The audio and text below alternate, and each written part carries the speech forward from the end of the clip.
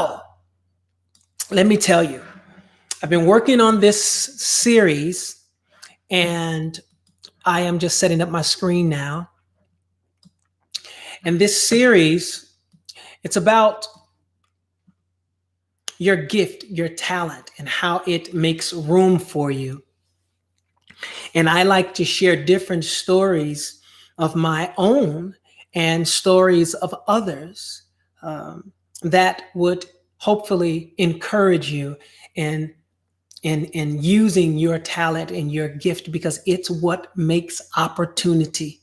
The gift makes and brings about opportunities, even before you get the gift. But there are things that you should do that would bring about more efficient use and benefits of that gift. So anyway, so I'm sharing this series about not overthinking your swing. And it derived from athletes, from baseball players who step up to the plate and have their turn at bat, or golfers who step up to the tee to have their turn at a swing. And what happens is you don't want to overthink it, because your body already knows what it needs to do. And because thoughts become things, when you add extra thoughts, you're adding extra thing that could cause you to swing yourself out of that opportunity. So one of the first opportunities I want to tell you about, it's about myself, where I, as a kid, I would mimic people that I would see on the screen, and my siblings, my brothers and my sister. And when someone would make a particular face on the screen, I would try to mimic that face, and I would hold it until I got to a mirror to see if I got it, if I had it, right? But then it was the same thing with voices. When people would make certain sounds or cartoon characters, I would practice those things. So fast forward many years later, around 2005, I had an opportunity. I created this demonstration of my vocals, of my different voices. And I went to take some lessons. And the fact of the matter is, I'm trying to see, how can I make this long story short? There was a lady I went to create a voiceover demo for doing commercials. This is not using the kiddie voices and the different voices that you'll hear me do when I act out this particular scene. But she realized that I had a talent. So she contacted her. Hold on a second. Sorry, little mosquito. So she contacted her talent agency, ICM. In the next couple of days, I was there at ICM, and they put me in the booth with, there were three professionals, and they were right in the middle of a commercial shoot.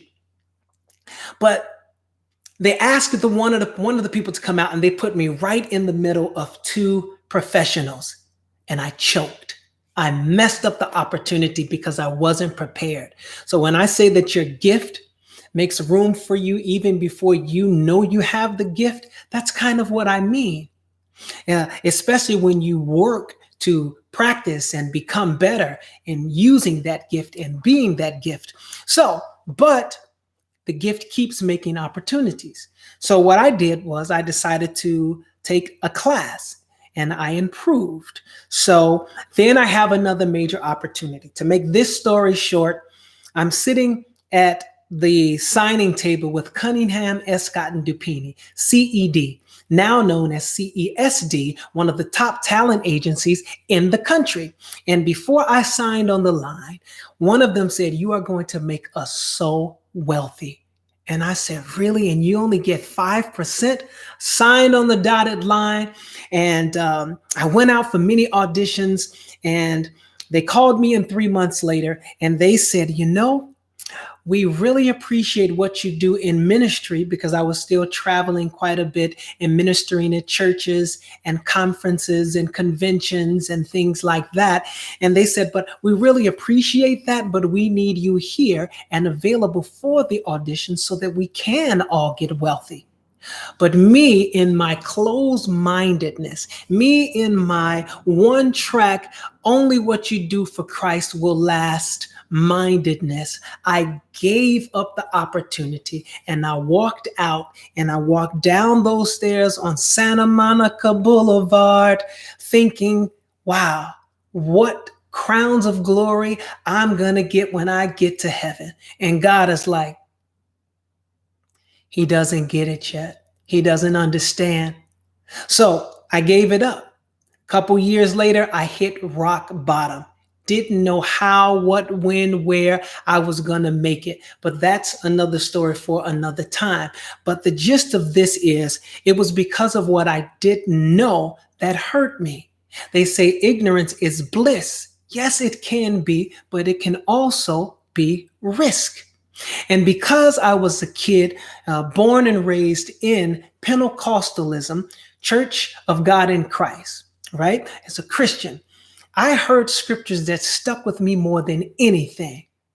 And three of those scriptures were, the love of money is the root of all evil. The other one was a story about how the rich man wanted to follow Christ, but Christ told him to go give up all of his stuff. But the man went away sad because he couldn't do that. And the third one is, it's easier for a camel to pass through the eye of a needle than it is for a rich man to make it into heaven. Now, as a kid, I am used to assisting my mother in threading the needle with thread, right?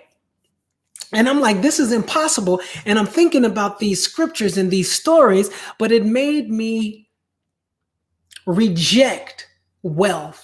It made me not want to jeopardize my chances of making it into heaven because they didn't break the Bible down back then, at least not when and where I heard it, like they do now. So I took it at face value. When people say you don't take things at face value, that's just reading it for what it is, but not getting an in-depth study of it. So it's just like it says that how can the people hear without the preacher? Well, that's what babies need. Babies, they start out with their mother's breast milk and they move on up to other things. And eventually when they are older, they put away those childish things. So when we are babes in Christianity, we need to hear the word from the preacher. But one of the other scriptures that also stuck with me more so later than earlier was, in all thy getting, get understanding. So I realized, I noticed a pattern. I noticed this cyclical experience of me pushing away and or self-sabotaging the opportunities that my gift was naturally making for me. So I began to ask questions. The church didn't have any answers other than what's here. And we'll get more into that toward the end of my share. But I began to ask the questions and I began to open up to how I was receiving the answers. But the point is, I ended up working through those issues whereby I was living in fear of jeopardizing my chances of making it into heaven and or disappointing God. So it worked together for my good, and you'll know more about that later on. But I overthought that swing of my chance at bat to take all of that preparation of a bat and connect it with the ball of opportunity and hit it out of the park. But I overthought my swing and swung myself right out of a potentially multi-million-dollar opportunity because of ignorance. But God. Now, here's another story I want to share with you. And this is a particular story about the children of Israel, whereby I spoke on it last week. But hey, let me acknowledge some people before I get into this. I see I see Melvina, Eclipsed. I see you. Thank you for being here. I see, how do you say that? Bangla Beagle. I see you, Bangla Beagle. I love it. I'm glad that you're here from South Korea. Excuse me. So anyway, This is a story about the children of Israel, and after they were freed from Egypt and slavery, they were in the wilderness, an area called Shur. And Shur didn't have water. So they were there in the wilderness for 3 days and no water. Can you imagine it, such a thing? Can you imagine it, such a thing? I'm the Tigger. But I know I go off from time to time, but it's a lot going on in this big head of mine. So they had no water. And then they get to a place where they see water in the distance, right? And they are so excited. And I see them running in slow motion, all of the entire camp just running toward the water, so excited. And this is my depiction of them. All right.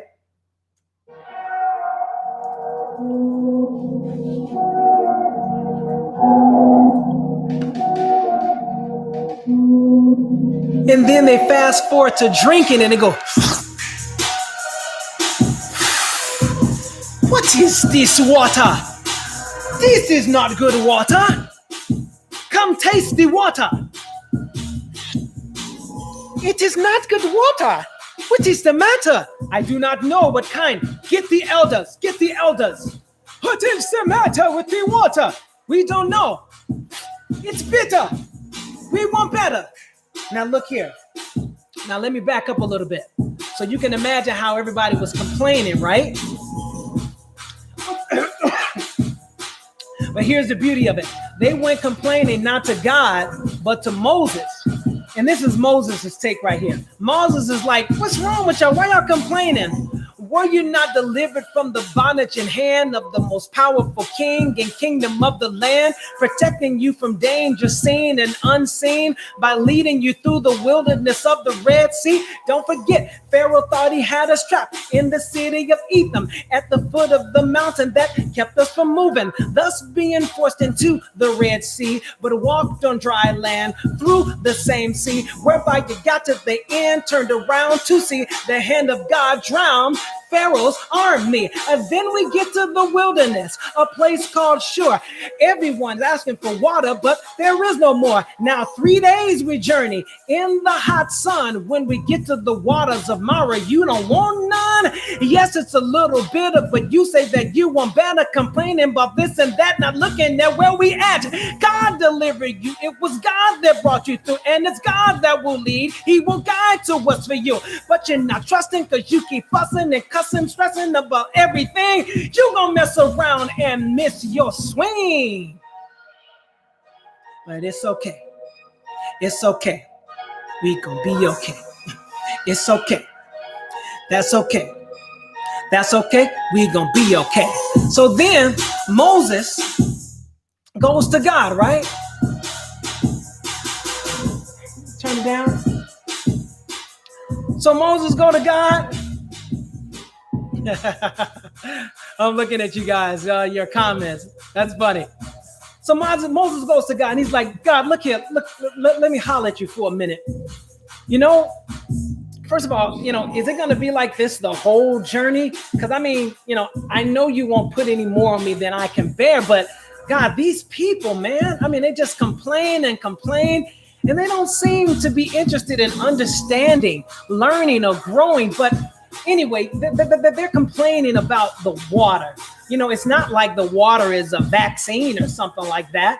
You've done a lot for them, but I don't understand why they're not trusting you. So God, I don't know what to tell them. The water is bitter. So God says, Moses. And God sounds just like Moses, because that's how God sounds. He sounds like us. We look for God, to come sounding all deep and like this. And God said, no, God sounds just like you. For he said that he'll be with you even till the end of time. So when you turn within by turning away from everything else, you come to know some of these things. So God tells Moses, they've been enslaved for over 400 years. They have a less than mustard seed faith. And Moses is like, less than a what? So God was like, don't worry about it. So I'm going to use this wilderness experience as a part of their faith purging process. You see, they're not seeking to get understanding. Therefore, life must take them to understanding. But I need you to be a little patient. Now go and cut down a certain tree into the water. So Moses, he did what God told him to do. He cut down the tree into the water, and the tree changed the chemical composition of the water from bitter to sweet. The people were content. Then they went on about their business to the next part of their process of having their faith purged. Now, here is the significance of this particular scripture in the King James. I have a New King James Version, and it's chapter 15, and starting at verse 22. It's called Bitter Waters Made Sweet. But here's the significance. First and foremost, we have such a tendency to take things at face value, read it, and that's it. And or we read it and then we see what else it says in the book, which is good, but very seldom do we listen for what it is that God, the source creation of all things created, has to speak to us, through us, to others. Very seldom do we do that. But here's the thing. The water is indicative of the issues they had within themselves. You see, just think about it. They've been through 400 years of slavery, and they were conditioned to be a certain way, to stay that way. But the epiphany happened, and that was God. God sent another person to the person who thought that he was all that, who thought that he was above the law, who thought that he was the law, who thought that he could walk down the streets of Israel and stab somebody and get away with it. He may have, but God is like, look, I need to show him and all his other people who really is God. Yes, you are a demigod because I created you in my image and in my likeness, and you are the only one who knows it. But yet the system is set up whereby the people of Israel the people of Egypt and my people of Israel don't know it because the knowledge has not been passed down. Because the people who are at the top, they don't want it to get to the bottom. So they only keep certain things to themselves. But God, source creation, is saying no more. God is doing for us around the world what was done for them back in Egypt. I remember being in another country, and there was a conversation about our president, President Donald Trump. And someone said, well, at least you guys get to get a new president after so many years. We've only known one president, and they were in their mid-20s. And I'm like, wow, that's really something. So bottom line is, well, not the bottom line. So what happened was, it's so much. Okay. So the people like we today, they were going from where they were to where they were supposed to be. And they had to be weaned from the baby-like things that the conditioning of the system had made them to be. But God had a way. So God had to do some things that was unconventional. If you really think about it, they went through all these years of slavery, and then they had to endure all of the plagues and things that God put on Egypt. And then when they were released and they thought that they were free, they were frightened because the army, Pharaoh's army, came to kill them. And then they had experienced all these big miracles. They were seeing things that they had never seen in their lives. But then they get to this place in the wilderness where they've got no food, they have no water. And you're talking about a desert experience with no water? How many of us are having that desert type experience right now? They were following one another like sheep. And those who were in the front, they were following the leader. Moses didn't even know where he was going. He had to wait for direction from God. So everybody's following, and they're following the leader, and they're following one another. It's like today. How many of our leaders know the answers to what's going on? How many of us are looking to our leaders and there is no leadership? And yet we are bitter. The bitterness of that water, it was indicative of the things that we are bitter of today. We're bitter because we don't have money. We're waiting for stimulus. We're waiting for assistance from the government, and the government isn't governing. We don't have jobs. We don't have freedom to go about and do and be as normal. So a lot of bitterness is going on. But these people, they were bitter when they got to the water. So therefore, what they put in themselves was bitter. It was indicative of themselves because the body consists primarily of water. The human body consists of from 55 to 78% of water, depending on the body size. And the Mayo Clinic says water is your body's principal chemical component and makes up about 60% of your body weight. So if we take it at face value, we say that, oh, the water was bitter. But no. It's the people and their bitterness that made even what was good bad. You see what I'm saying? Because they had unresolved issues and even unaddressed issues because they've been conditioned to be slaves to the system. And today, we are experiencing the same type of transition from where we were slaves to the system to where we ought to be, whereby we as a collective, as a whole, we're running the system. Think about the people in our country.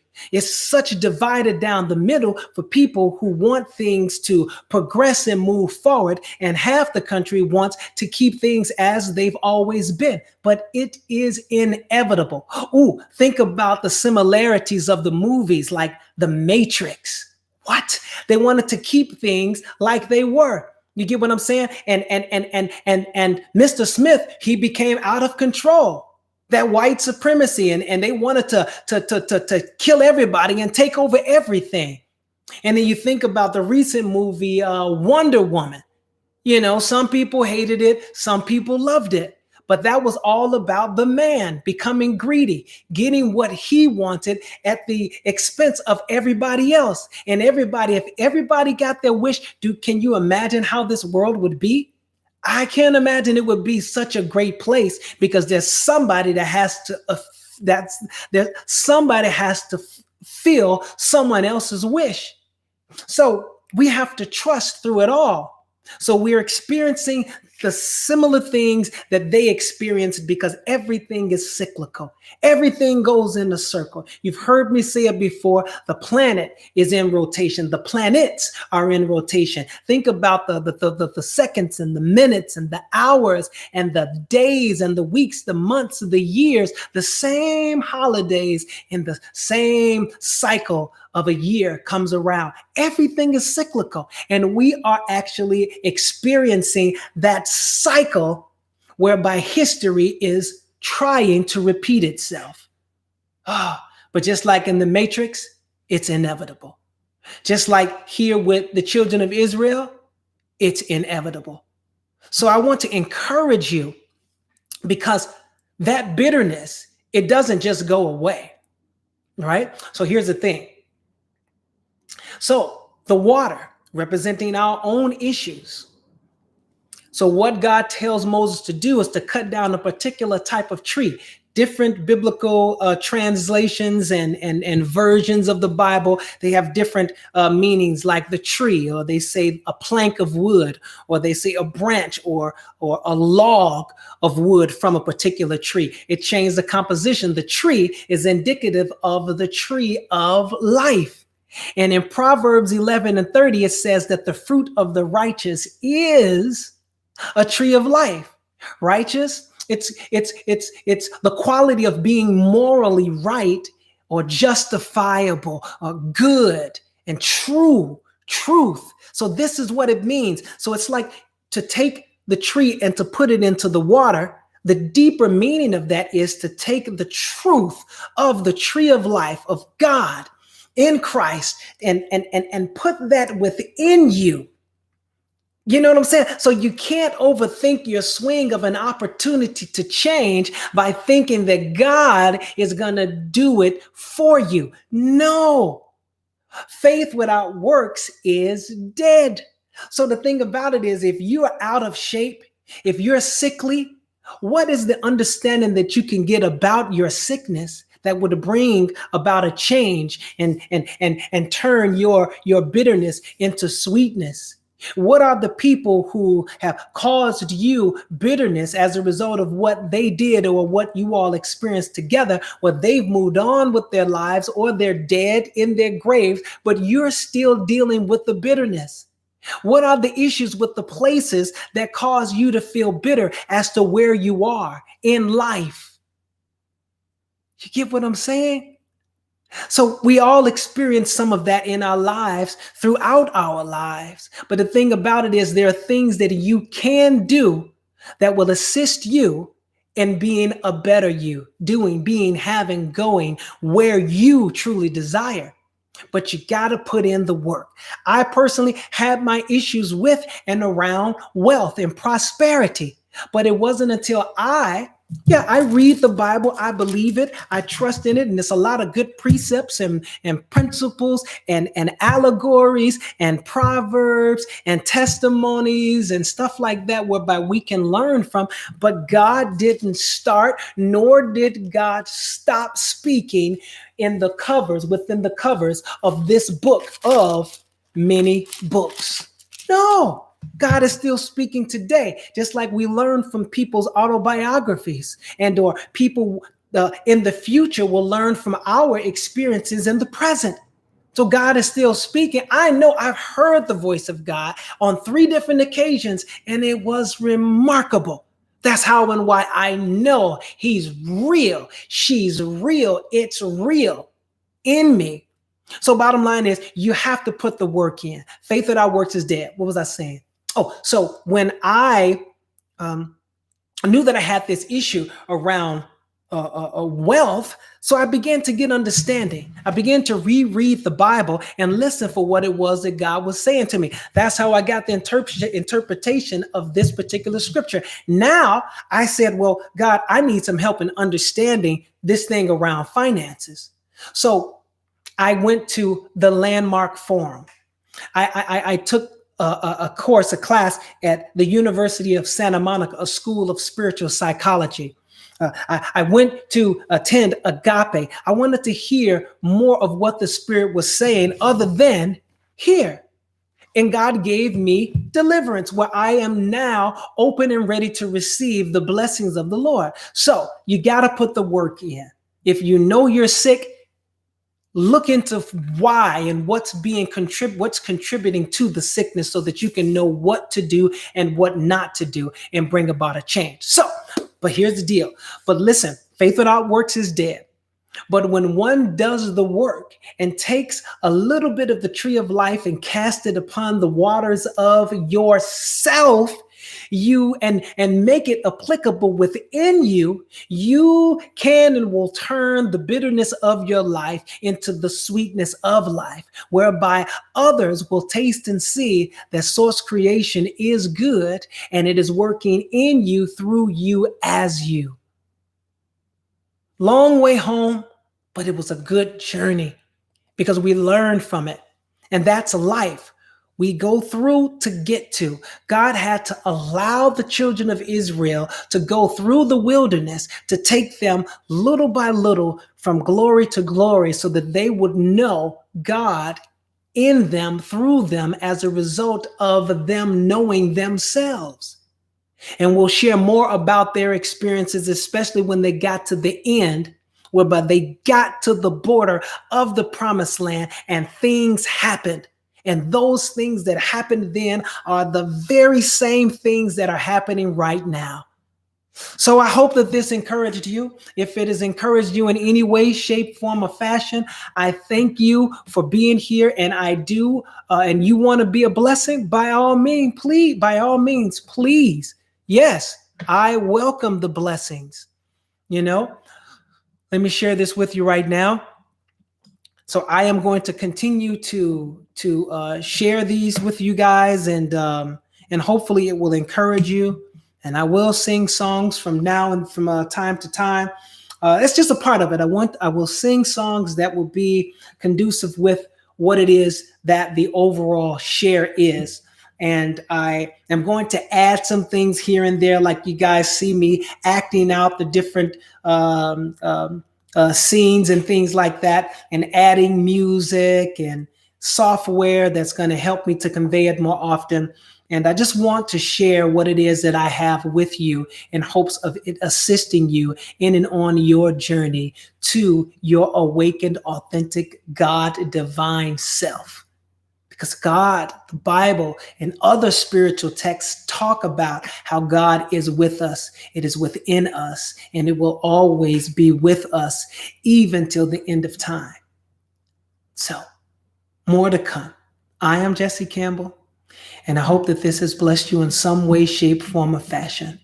Thank you so much, and I look forward to seeing you from the screen again. So now feel free to sign off, click off, share it if you'd like. I'm going to just look through some of the comments and communicate with my friends and fans and followers from around the world. And those of you who will come on later and watch this repeat, hey, I look forward to communicating with you later on. Okay, let's see. He said, ouch. Absolutely beautiful. Thank you. Thank you for your voice from South Korea. Thank you so much. Hey, Miaya. Stella. Hi, Stella. How are you? I hope I said that right. Janandran. Jesse, first time rapping. I know, right? Whatever I got to do to get the message across, Rapping Bible story. Do that, Jesse. Thank you, Melvina. Did you check out my cover song? I don't know. I don't think so. I'm not sure, because I've been listening to a lot of people's songs that they've been submitting to me. You still sing your old song, Let's Give Him Praise, from time to time? I don't. I don't think I've ever sung that song since I recorded it. Yeah, because I don't have the music track. I don't have that. But I may have sung it. I'm not sure if I sing so many songs or whatever. Hate to say this, but Joe is not the right leader. I don't know what you're saying. Oh, Janadrin. Oh, you talking about well, of the choices that we have, it's what was chosen. And the people have spoken, and until they get rid of this electoral college, it's what the powers that be want to be. The people have spoken, and it should have been left at that, but we can only control so much. We really can. So the people who support President Trump, and they're bitter, and I send love and light to them, because a lot of people were bitter once Trump got into office, because they were fearful of the things that could and would happen. And now we see what actually happened at the Capitol, where people are bitter all over the country and all over the world, because this is democracy. So I won't get into a big discussion about that, because to each his own. Everyone has their right to their opinion, their prerogative to cast their vote. And a lot of people in other countries, they don't have the freedom of speech like we do here in the United States. Not at all. But I will tell you this much, as a Black man in America,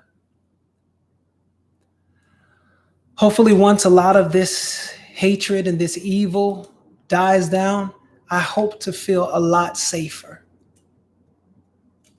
More so for my family, because I trust God. It is what it is. But that's from you following me telling you. I've experienced a whole lot of racial discrimination in my 50 years of living, and I did nothing wrong. Well, except for speeding one time. I was doing like 105 on the freeway. I was flying. I really was. I was having so much fun. And the guy pulled me over, and he pulled me over in a small Horizon, and he had a little small blue strobe light. And I was like, what is this guy still following me? So finally I pull over, and he gets out the car with this big, long silver gun, a revolver. And I'm like, is that a revolver? And I open up the door, and he said, get out of the car. How am I supposed to know he was a policeman? He didn't say he was. He was a white man, a little small white man with a big giant gun. What am I supposed to do? So these are the things that we've had to deal with for years, communities affected for years. And now we have open killings. Come on now. If Joe Biden isn't right for it, I don't know who is. But on behalf of a lot of people that look like me, we're hoping we get something different than we've gotten in the past few years. But who knows? Again, just like the children of Israel, we have to trust God. Let's see. Joe, he was a man, a huge fan of yours on The Voice. Hey, Anwar Paulo, thank you. Janadrin, I drink water all day, every day. Awesome, awesome, awesome. We've always been slaves, like Kanye says. Slavery is a choice. Okay. Right now, the planet is really in danger. Okay, sometimes I do feel bitter, but I just get over the bitterness. Nice. Thanks, Jesse, for the lessons. You always come through. Pleasure. J-Dub, whoever that is, what's happening from Aurora? What's up, J-Dub? I'm glad you tuned in. Please sing You Raise Me Up. That is such a boring song, Cole. I used to sing that song. I remember singing it one time, and I'm like, this is really a boring song. You raise me up so that I can feel the midnight. You raise me up